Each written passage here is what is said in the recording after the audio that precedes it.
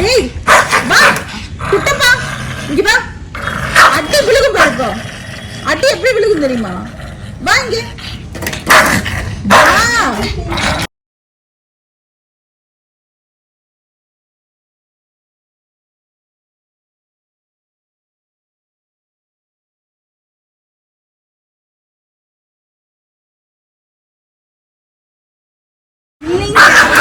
அவனுக்கு பட்டுச்சு தலைக்கு. அவன் உள்ள வரும்போது அப்படி வேகமா வந்து கட்டுனான், மண்டைக்கு இடிச்சிருச்சு. அதுதான் அவனுக்கு பாவம் வலிக்குது. அதனால அதை பார்த்து டென்ஷன் ஆகி சண்டை போடுறான்.